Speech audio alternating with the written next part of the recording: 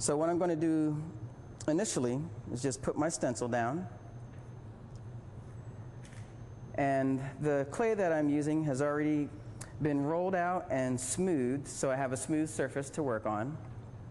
Now again, this is a little bit stiffer than the one I did on the previous one with the stencil film. So it's a little bit stiffer and it's not as tacky, so this is still really good to print on. So as long as it's flexible like this, you know it's still in relatively early stages of leather hard, so this is a good condition to print with.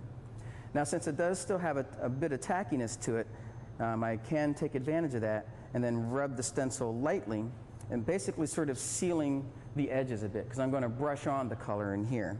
Now I'm going to use a dark green here, and when I'm selecting colors for printing, there's all types of reasons to choose the colors that you're going to need for whatever your project might be that you're making. So, but in terms of some general things to consider, is you're always looking for contrast. Since this is a background color, I want to make sure that when I'm going to be printing black on top of this, so I want to have a color where it's going to show up still. So I wouldn't want to put a dark brown on here, or maybe like a mahogany brown or royal blue, something like that. It'd be harder to see the black. I'd have to put a much lighter color on top of that for contrast. So when you're brushing things on, you have to be aware of the drag marks that you're leaving behind. So that's something that I'm taking into consideration. So I'm having them all go in one direction. Now you could cross it or make a textured pattern there, but again, that's all aesthetic decisions, but these are all decisions as you're doing it that you do want to consider, because it will affect your overall image, how it looks. So I'll just grab a corner and slowly pull it up. Okay, so that came out fine. Now this is going to be drying, so while that's drying, I'm going to go ahead and print my, my screen on this side. Now the nice thing about a loose screen is that you can print either side of it. You can print it with, this side is just the screen alone, and this side is the side that had the emulsion on it. So I could set it here and print it this way. Now if I flip it, the orientation of this particular image doesn't really affect if I flop it or not. But if I had something that was facing to my right, when I flopped it, then it would be facing to my left. So I'm able to make something that is facing each other all with the same screen. So that's an advantage of having a loose screen and being able to print either side of it. So in this case, I am going to print it next to it, and I'll put it right here. And the same thing, I'm going to use a sponge to print this. So I'm just lightly rubbing it, again taking advantage of the surface being tacky. Now I don't want to press hard because I don't want to actually dent the clay, but just enough so I'm confident that it is making a connection with the surface. So when I use the sponge to print, it's going to help it from wanting to bleed out as much, to give me a bit of a crisper edge. So this is just a black underglaze.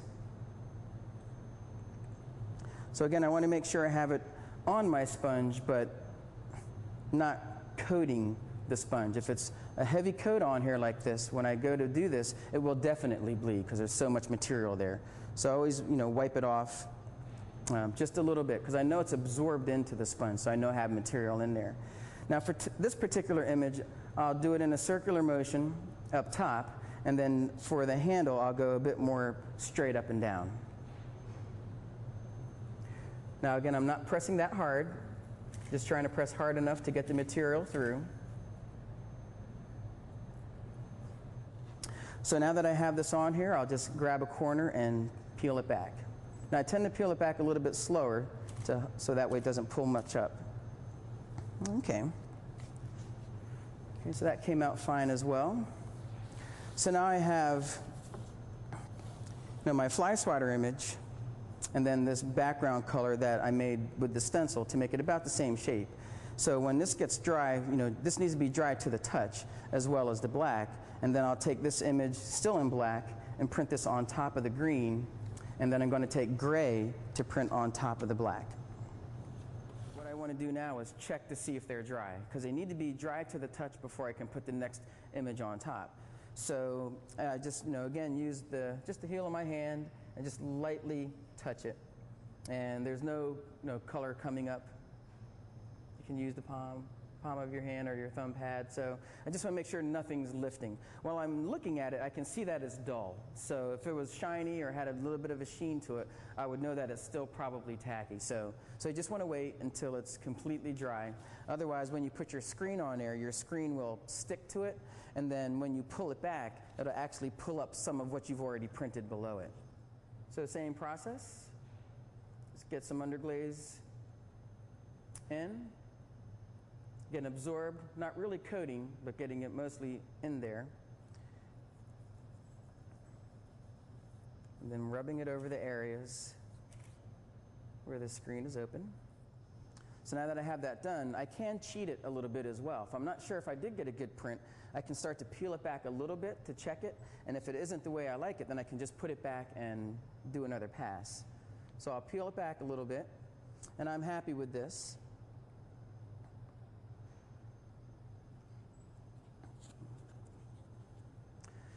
So what this does is now it gives the image a little bit more depth. So the black is still there, not necessarily acting as a drop shadow, but it completes the image. So when I put the broken image over top, that's creating a little bit of contrast there to give it a little bit more depth, a little bit more, more of a physical piece and not so flat. So now that this is dry as well, I'm going to take this image and repeat it over top of here, where I'll print the black and then I'll repeat by printing the gray on top. All right, so I've lined this up. Now the back is larger than the image itself, so I can put it anywhere in the background that I want.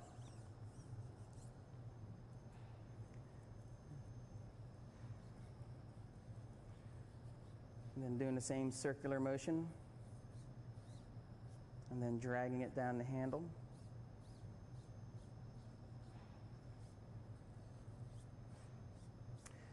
Now I can also cheat on this as well, cheat a little look to see how it looks, to see if I need to do another pass.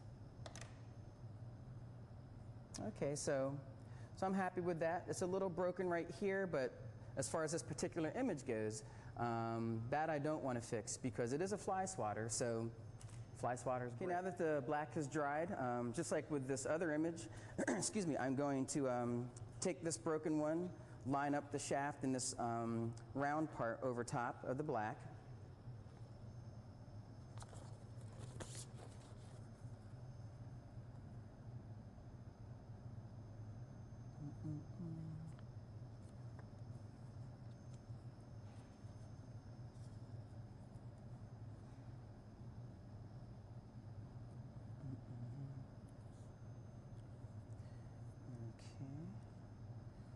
Make sure it's shifting a touch, so I want to make sure it's fairly close. Now when I'm making my images, one of the things I keep in mind is that sometimes I do like to have the ability to fudge it a little bit. Some of my images don't necessarily have to line up exactly, and I actually take advantage of that, and that's what makes each one a little bit unique, to add a little bit of variety with each piece. So, and again, that's an aesthetic decision. Some of your images you may really want to visually key in exactly, but some of them you can take advantage of. If there's slight shifting, it adds a little bit more interest to it. Okay, so I'm ready for the gray now.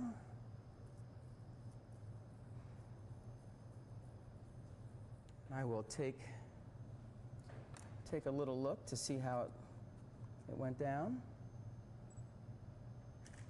And I'm happy with this as well. One of the other things when you are printing is that what you see is what you get for the most part. These colors, since they're underglazes, it's pre-fired colors. When you put them into the kiln and they come out, they're pretty much going to look exactly like this. Now, some of the things that may change a bit is some of the areas that have a little splotchiness or openness. Remember, clay shrinks. So just like when you take a photograph and you reduce it, it tightens it up. So some of these images as well, when they dry, they tighten up a little bit as well. So this is a good indication of having this fly swatter on a background and plain, how you can see the green changes the context a little bit. So I could have a warm color behind there. I could have a red color to make it a little bit brighter, more vibrant. So I'm choosing color not only for contrast, but maybe the kind of emotional content that it can provide to the image as well.